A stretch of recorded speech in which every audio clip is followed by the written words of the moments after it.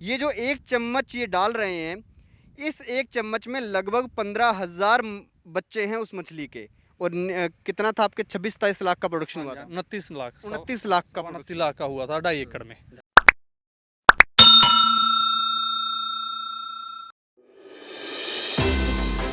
नमस्कार, आप देख रहे हैं एबीसी इंडिया। मैं अमित भोबिया। दोस्तों, आज मैं आप लोगों को लेकर आया हूं झींगा फार्म में। झींगा फार्म की बात करेंगे क्योंकि मेरे साथ गुरप्रीत सिंह रोहल साहब हैं, जो पिछले 10 साल से फिशरी के अंदर काम कर रहे हैं, मत्स्य पालन यानी मछली पालन के क्षेत्र में काम कर रहे हैं। और रोहल साहब हमें बताएंगे पूरे झींगा को किस तरह से सबसे पहले एक प्लाट को तैयार किया जाता है, कितनी सब्सिडी है और उसे कैसे एक्सपोर्ट किया जाता है, यानी पहले दिन से आखिरी दिन तक का पूरा प्रोसेस इस वीडियो में हम आपको दिखाएंगे। लेकिन पहले आपको ये बता दूं कि जो रोहल साहब हैं, इनके पास 9 एकड़ के अंदर एक फार्म हाउस है। और जो शख्स अभी आपको यहाँ पर घूमते हुए दिखाई दे रहे हैं, ये मछलियों को फीड दे रहे हैं, फीड देने का काम कर रहे हैं ये। खैर, रोहल साहब नमस्कार। नमस्कार जी। सबसे पहले एबीसी इंडिया जो हमारे फार्म पे आए, आप सभी का धन्यवाद। हमारा सौभाग्य है कि हम लोगों को, अपने किसान भाइयों को ये बता पाएंगे कि आपने कितना अच्छा प्रोडक्शन जो फार्म है ये शुरू किया है फिशरीज के लिए। तो आप 10 साल से इस क्षेत्र में काम कर रहे हैं, पहले आप क्या किया करते थे? सर, पहले मैं एक प्राइवेट स्कूल में अकाउंटेंट हूँ। आप हमारे गुरुद्वारा साहब का स्कूल है +2 तक, 10+2 तक। मैं 2008 से वहाँ पे अपना एज ए क्लर्क अपनी सेवाएं दे रहा हूँ। अब भी मैं थोड़ा बहुत टाइम जब मुझे मिलता है मैं जा रहा हूँ वहाँ पे। और स्टार्टिंग जो मैंने की थी 2008 में, गांव का एक जोड़ है मेरे पास, अभी भी वो मैं चला रहा हूँ, जो IMC मछली बोलते हैं, जो देसी मछली, छिलकार मछली का कहते हैं उसको। उसमें हमने, मेरे साथी है, मेरा फ्रेंड है लड़का कृष्ण मेहता, उसके साथ हमने शुरू किया था। और जो कि पहले साल हमें उसका अंदाज़ा नहीं था अभी मछली के क्षेत्र में इतना मुनाफा है, जहाँ मान के चलो इसको ढंग से करें तो ये एक अच्छा एक मील, मान के लो मील का पत्थर साबित हो सकता है। उस वजह से हमने जब 2008 से शुरू किया, पहले एक जोड़ था, उसके बाद अच्छी प्रोडक्शन हुई, अच्छी इनकम हुई, तो लगा यार इसमें हाथ आजमाना चाहिए। वो तो देसी का काम से झींगा में कैसे प्रवेश हुआ? झींगा का असर है हमारे इधर 2016 में प्लांट शुरू हुए थे झींगा के। उस टाइम थोड़ा ये था, अभी रिस्की काम बोलते थे इसको, झींगे को भी, थोड़ा लागत ज़्यादा है, कुछ टेक्निक का फ़र्क था। अब तो जैसे जैसे समय बीतता जा रहा है, नई नई तकनीक आ रही है, फार्मर के लिए ईजी हो रहा है। श्रिम्प का क्षेत्र में जो फार्मर के लिए काफ़ी ईजी हो रहा है। 2016 से जब उन्होंने हमारे एक प्लांट लगा था, हमने पहले विजिट किया, हमारे मन में भी था यार भी ये अच्छी बात है, ऐसे इसको सभी को अपनाना चाहिए, साइड बिजनेस है। वो देसी मछली का है, वो हाई वैल्यू मच्छी नहीं है, वो उसमें 100-90 रुपये आम रेट रहता है। झींगे का कम से कम 350-400 से शुरू होकर 500-550 तक जो आम रेट है जो मिल जाता है। अच्छा, जब हम बात शुरू करते हैं दोस्तों वहीं से कि ये जो आपने तालाब बनाया है, इसकी गहराई कितनी है? मान लीजिए मेरे पास ज़मीन है 1 हेक्टेयर, यानी 2.5 एकड़ ज़मीन मेरे पास है, एकदम सपाट ज़मीन है, उस पर मैंने ये प्लांट लगाना है। उसका प्रोसेस बताइए, कैसे लगेगा, कितना खर्चा आएगा, कितनी सब्सिडी मिलेगी, उसके बाद कैसे बिकेगा और कितने रेट में बिकेगा, यानी टोटल मुनाफा बाद में कितना हो जाएगा? सबसे पहले तो जैसे अपने पास 2.5 एकड़ ज़मीन है, उसका क्या करना है, मेनली तो अपने पानी देखना है, जो मेन वाटर लेवल है वो कितना है, और उसको चेक करवाना है कितने PPT पानी है। मान के चलो जो झींगा है वो कम से कम 6 नंबर से लेके 6 PPT से लेके ऊपर चलो जितना भी होता है वहाँ पे सक्सेस होता है। और 6 से लेके अगर अपना पानी सेट है, पानी का जो सभी पैरामीटर पानी पे डिपेंड है, ये बात सारी, सॉइल और मिट्टी और पानी दोनों पे। पहले अपने को पानी चेक करवाना चाहिए, उसके बाद मिट्टी का सैंपल होता है। लाली रोहतक में जो CICR का सेंटर है वहाँ पे इसकी टेस्टिंग हो जाती है। उसके बाद जब अपना ये दोनों चीज़ें क्लियर हो जाएं भी, ये मिट्टी और हमारी पानी दोनों झींगे के लिए बेस्ट है। क्या क्या पैमाना रहता है उसका, कैसे बेस्ट मानेंगे कि अच्छा है बेस्ट? तो इसका ये अभी 6 नंबर से ऊपर पानी हो जाए, उसमें एल्कनिटी, pH और जो पोटाशियम, मैग्नीशियम जो भी है इसका लेवल, सारे अलग अलग एक प्रोसेस होता है इसका झींगे का, वो अपने एक चार्ट में होता है। और जो लाली वाले हैं हमारे, वो अच्छे वैज्ञानिक हैं जो इस क्षेत्र में काफ़ी मान लो कुछ कर रहे हैं, वो सारी रिपोर्ट अपने पानी की सैंपलिंग करके अपने को बता देंगे भी ये फिट फॉर झींगा है, नहीं जो नहीं है फिर भी अपने को बता देंगे। जिसे खारा पानी कहते हैं वो फिट फॉर झींगा है। मेनली इतना इशू नहीं है। हमारे सिरसा डिस्ट्रिक्ट में काफ़ी तकरीबन सभी का पानी एक जैसा ही है। 10 नंबर से लेके 8 नंबर से लेके तकरीबन 20 नंबर तक हम कल्चर कर रहे हैं। हमारे यहाँ पे 5 नंबर पानी पे भी कल्चर हो रहा है, 5-6 पे और 19-20 पे भी हुआ है। जो पानी आम फसलों को नहीं लग सकता, जिसे कड़वा पानी बोला जाता है, खारा पानी बोला जाता है, वो पानी हम इसमें यूज़ कर सकते हैं। मेनली यही है जी। अब उसके बाद तालाब कितना गहरा बनाना पड़ेगा? ये इसका है जी, जो अपने 2.5 एकड़ में 2 तालाब बनते हैं मेनली। पहले तो स्टार्टिंग में था एक ही तालाब खोद देते थे, उसमें थोड़ा ये था अभी रिस्क ज़्यादा था। इसका जो पैरामीटर पानी के सेट करने मुश्किल हो जाते थे, क्यों पानी ज़्यादा हो जाता था और इसका डीजल वगैरह आती थी, सारा पौंड ख़राब हो जाता था। अब 2 पौंड बनाते हैं, उससे ये है, एक तो रिस्क कम हो गया, कम से कम बीमारी आएगी तो 1 पौंड में आएगी। तो कम मेडिसिन की, कम खर्चे में वो सही हो हाँ जाएगा। जी। दूसरा ये है, इसका 2.5 एकड़ में 2 तालाब बनते हैं जी। इसकी जो पौंड की जो मेन सेंटर, जो अपना पौंड सेंटर होता है, सेंटर से लेके ये इसका हाइट होती है 6 फुट का बनना बोलते हैं इसको। 6 फुट अपनी ऊंचाई होनी चाहिए बनने की, और सेंटर से ऊपर तक 6 फुट का होना चाहिए। नीचा जो ये मेड है, जो बंदा बोलते हैं, इसको 6 फुट ऊंचा होना चाहिए। ऐसे जो स्लूप होती है, ऐसे ऐसे स्लूप होता है इसका, ऐसे तिरछा खड़ा नहीं होना चाहिए, बस थोड़ा स्लूप में होना चाहिए। 6 फुट का होना चाहिए।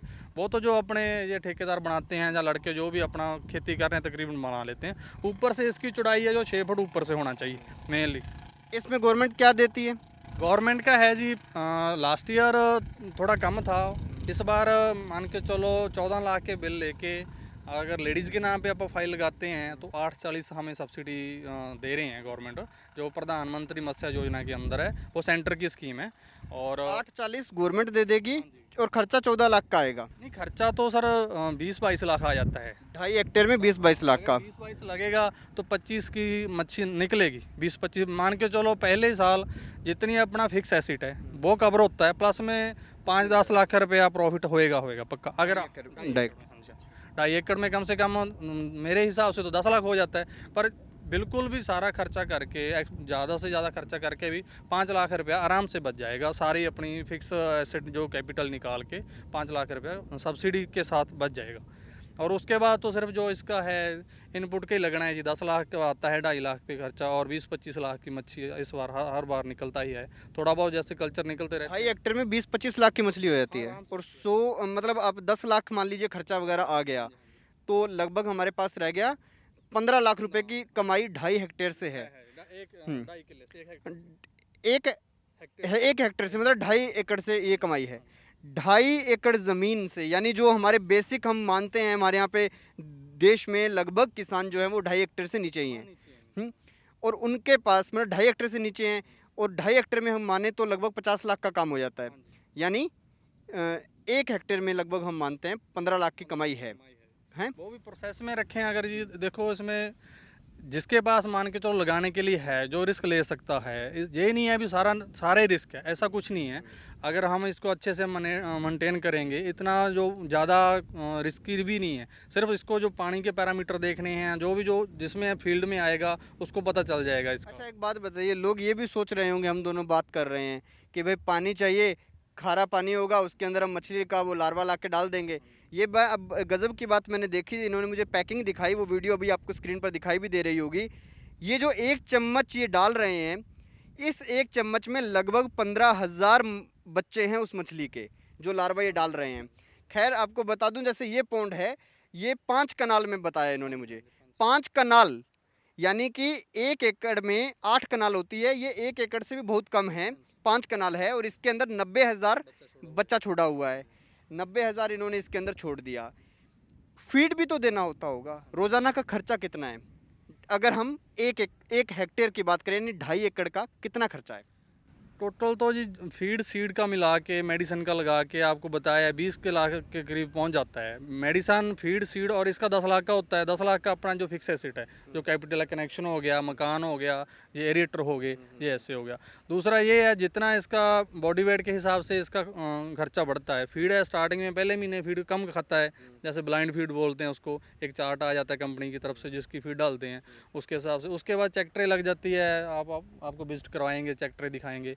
उसके बाद उसको मेंटेन करना होता है। चेक ट्रे के हिसाब से जितना केजी अपन डाल रहे हैं, उसके हिसाब से आप देखते हैं अभी फीड अपना ज़्यादा जा रहा है तो अपन चेक ट्रे टोटल फीड है वो कम कर देते हैं।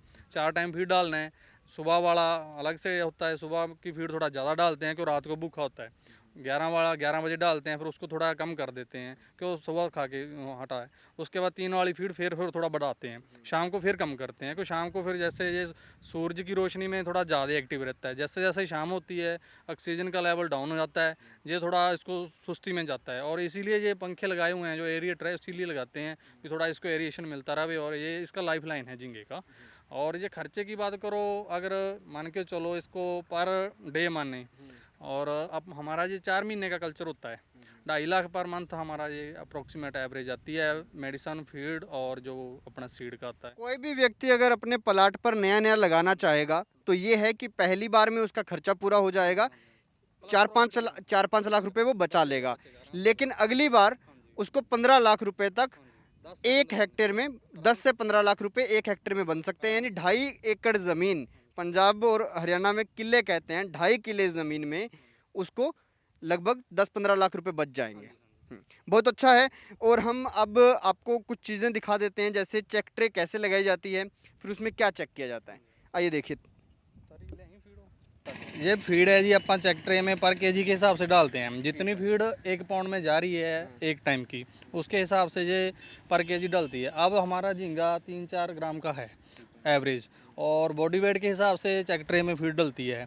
जैसे हमारा 3 किलो फीड जा रहा है, तो हम इसमें बॉडी वेट 4 ग्राम के हिसाब से 12 ग्राम मान के चलो इसमें चेक ट्रे में डाल रहे हैं।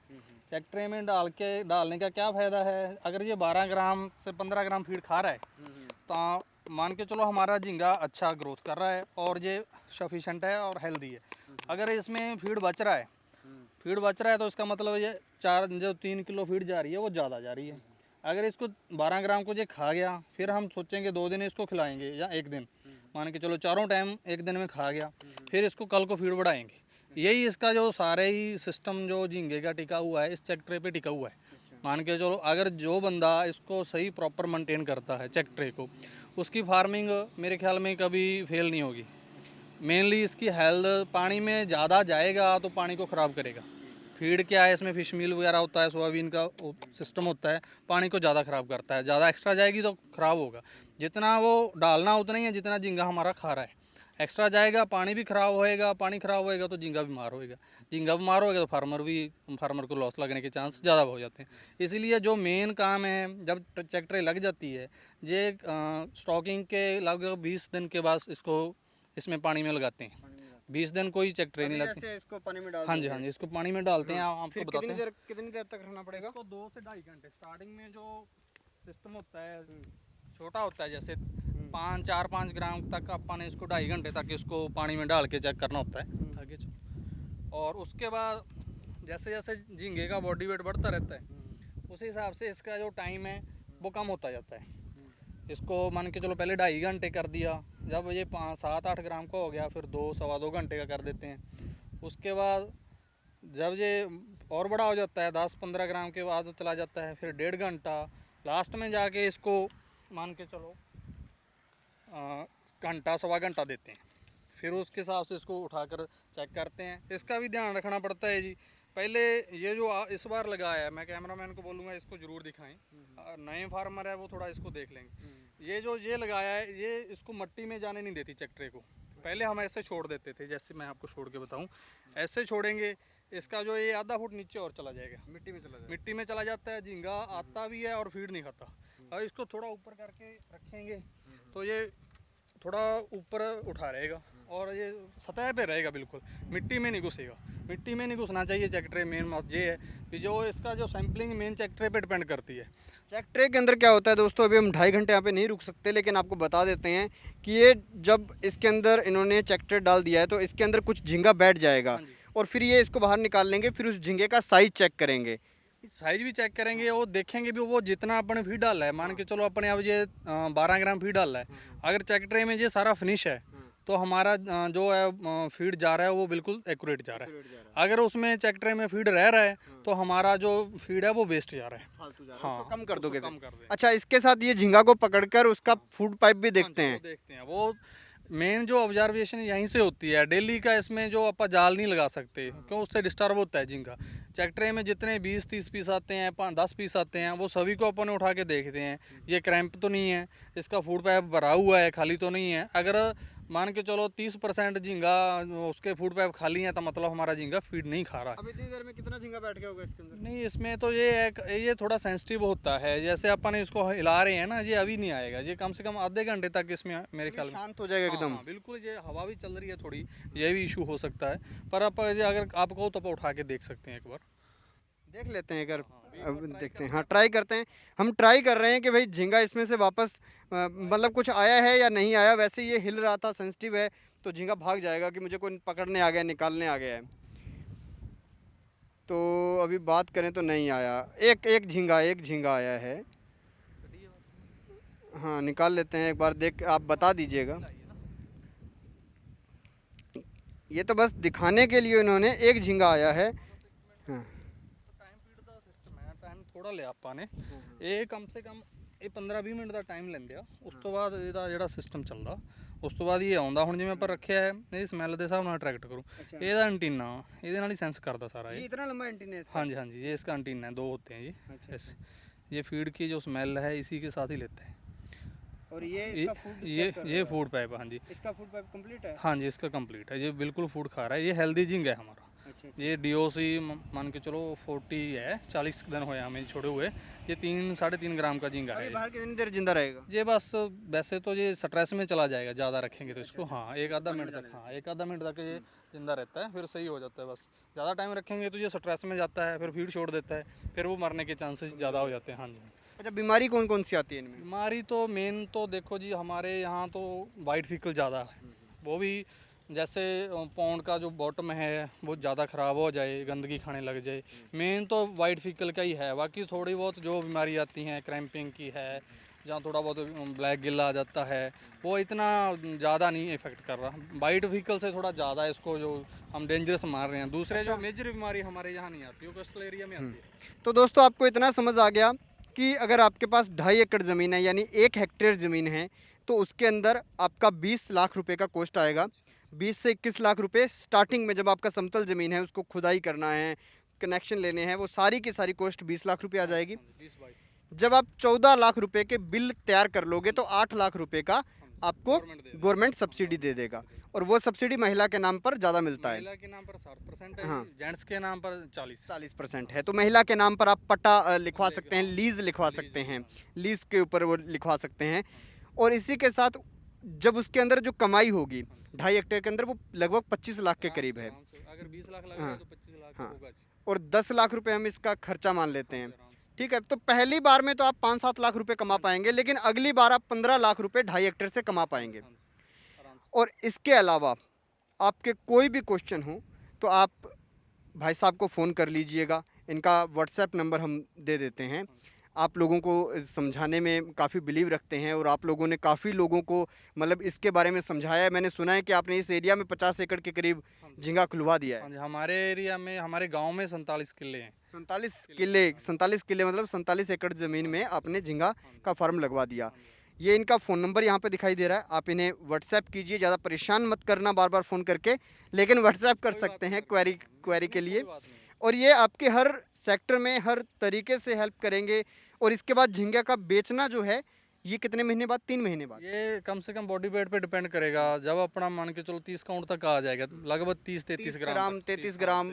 आपने तो 45 किया था हाँ, पहले। पिछले लास्ट ईयर हमारा बहुत अच्छा रहा था। पंजाब हरियाणा में द बेस्ट था हमारा। 22 काउंट का हमने सेल और ये किया 530 किलो, हाँ, 530 रुपए किलो बिक जाता है। हाँ जी। और कितना था आपके? 26-27 लाख का प्रोडक्शन हुआ था। 29 लाख 29 लाख का 29 लाख का हुआ था 2.5 एकड़ में। 2.5 एकड़ में। और 10 लाख रुपए खर्चा था उसका। हाँ जी, जो फीड मेडिसन और सीड का 10 लाख का था, बाकी 10 लाख मेरे ख्याल से दूसरा था जो। वो तो जो हाँ, पहले का वो हुआ, है। वो तो एसेट ही बन गए जब। वो asset ही हाँ, मतलब आपको 19 लाख रुपए उसमें कमाई था। हाँ। वैसे सीधा 19 लाख। और कोई कॉन्ट्रैक्ट नहीं करना किसी से, डायरेक्ट बिकता है। ये एक बात मैं सभी को ये बोलना चाहता हूँ, ये जो फार्मिंग है ये जिम्मेदारी से बहुत अलग है। हम मंडी में अपनी फसल लेके जाते हैं, कपास लेके जाते हैं, कणक लेके जाते हैं, सरसों लेके जाते हैं। जो व्यापारी आता है वो ऐसे ऐसे ठुड्डे मारते रहते हैं। और यहाँ पे क्या है, यहाँ पे वो जो भी आएगा वायर आएगा, वो पहले हमारी परमिशन से ही आएगा।